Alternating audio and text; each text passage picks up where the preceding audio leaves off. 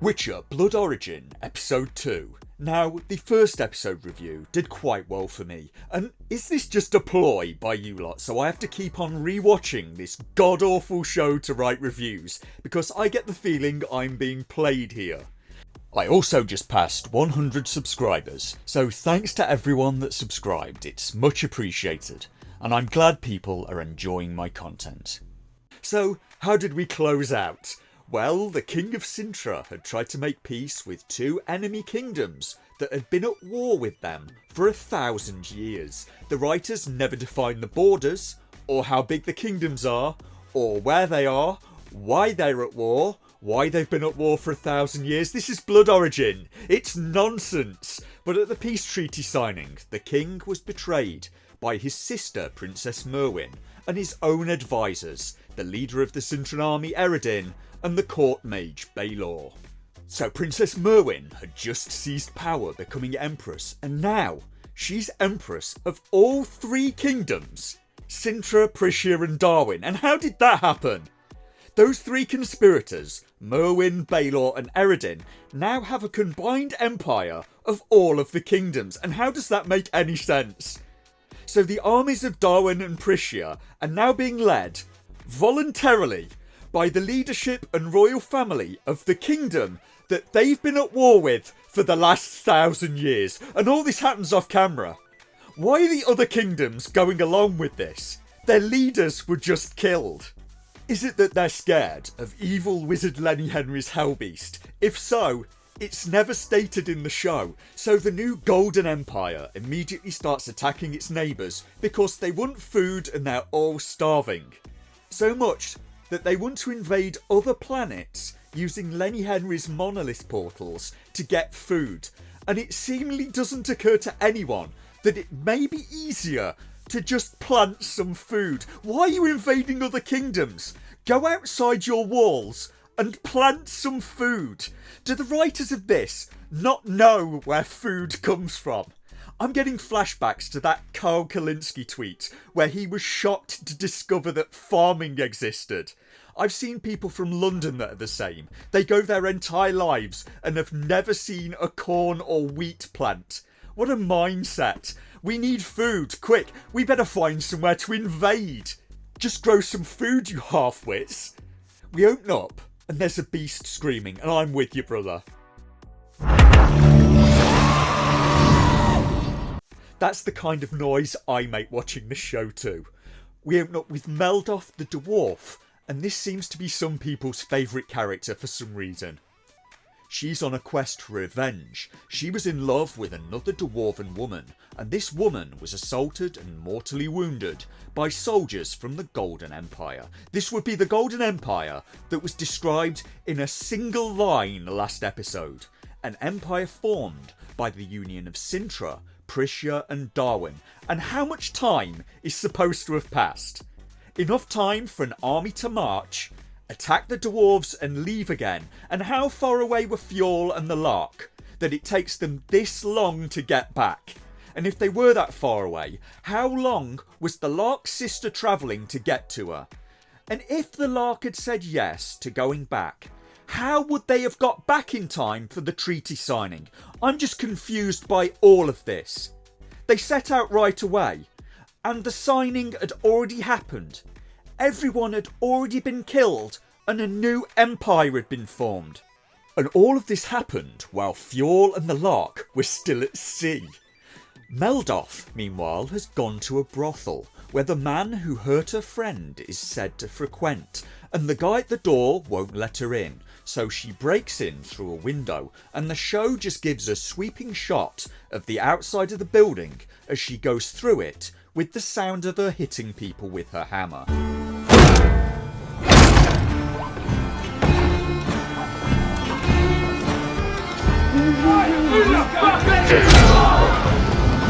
How are we this fine eve? Name's Meldoth. I'm looking for Taliesin of the One Eye. This is one of the hero's mind, and she comes out covered in blood. Later she finds the man responsible and ends him, then using his blood to write what he did on a wall. Again, it all happened off camera, and when they show Meldoff in a fight scene, you'll understand why. Because it shockingly turns out that having achondroplasia doesn't exactly lead to natural athleticism. Then we cut to Eredin and Baylor in a bath, and Eredin is just so unintimidating. This is how he looks in the game. In the source material, he's from a different world entirely, and he's the general of the Wild Hunt, which takes a lot from European folklore. Stories of black riders, spectral huntsmen on black horses, coming in the night to steal people away. Eredin was a slaver, a killer. Him and his men were nigh on unstoppable. In this TV series, he does what he does instead for love. When we meet Eredin in Blood Origin, he is the commander of the Zentraean troops. I think his ambition is primarily driven by love. Because he fell for an elven merchant called Brian.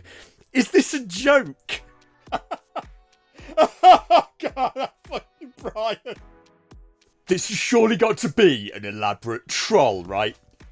Now, I don't mean to say that gay guys can't be scary, because in certain contexts, being gay could make a person scarier.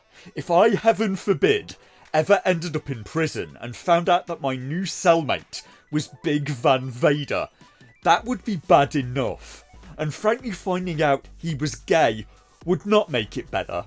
It would make it worse. It would make it a lot worse. I mostly have a strong desire to not have some Big Van Vader looking guy trying to make me into his prison wife.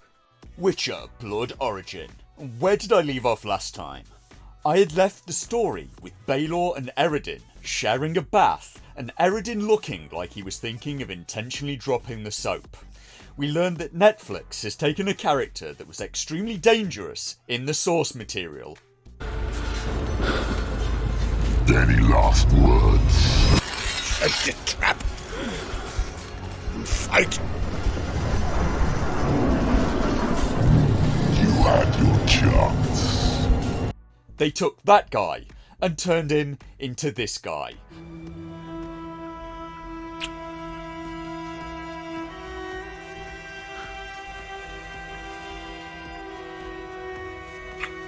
A guy that is doing what he's doing, not because he's a bloodthirsty slaver, but instead for love.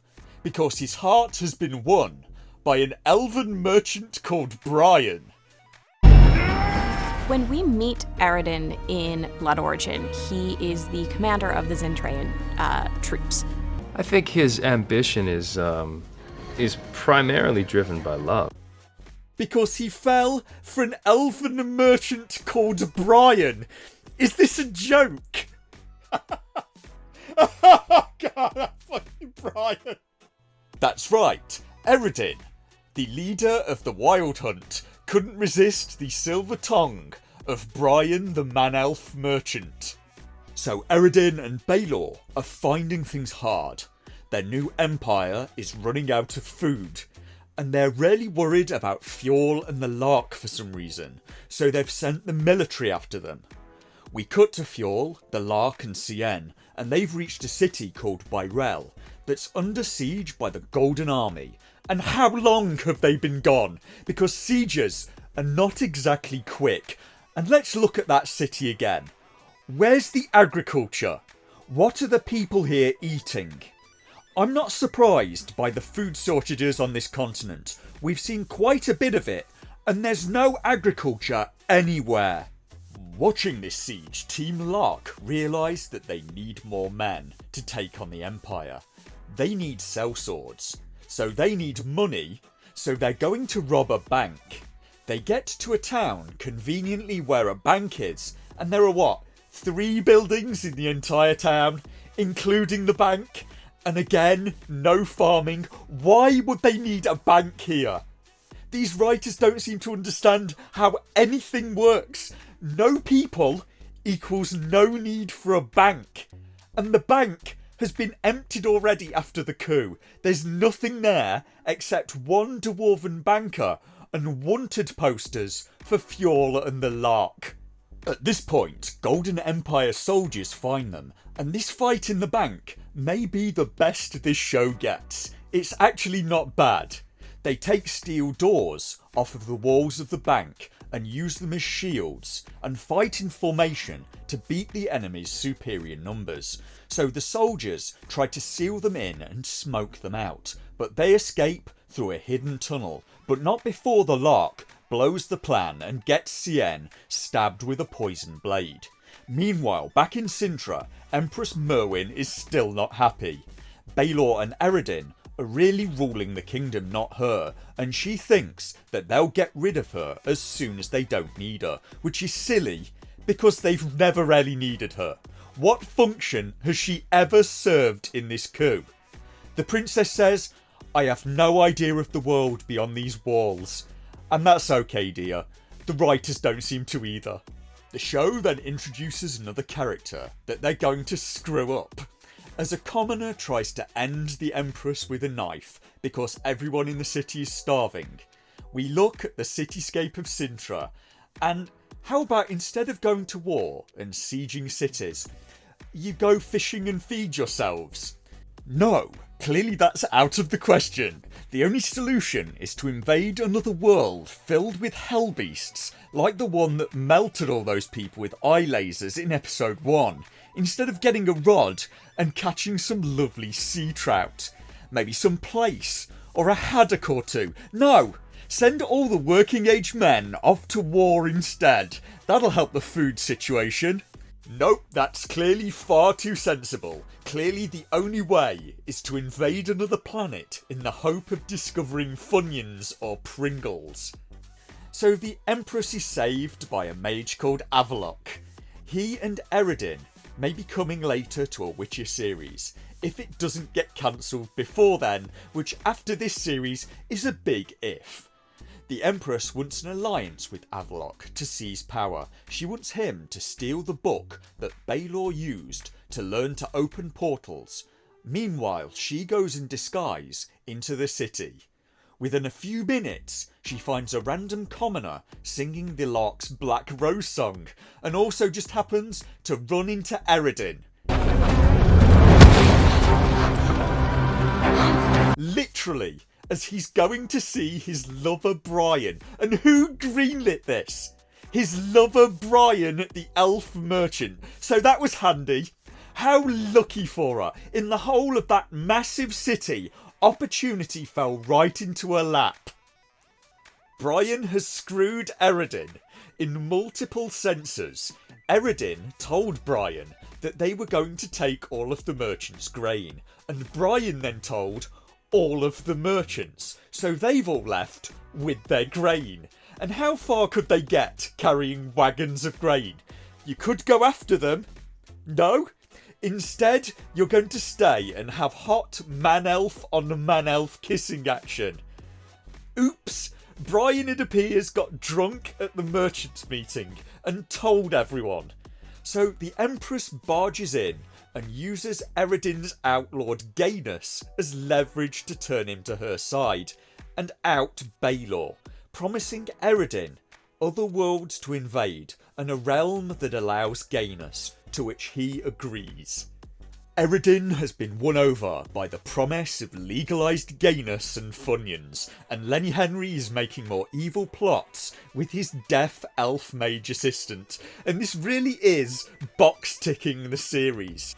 And it gets worse because I found what claims to be the casting call for the character Fenric, the deaf assistant to Lenny Henry.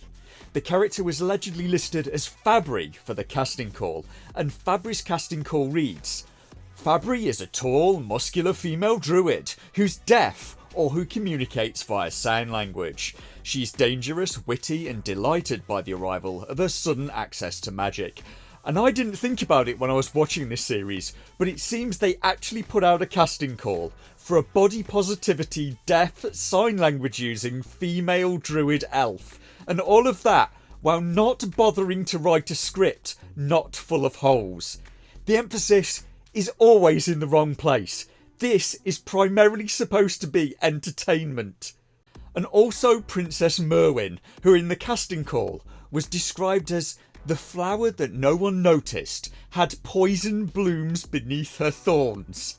And here I was, thinking that the show couldn't get any more lame.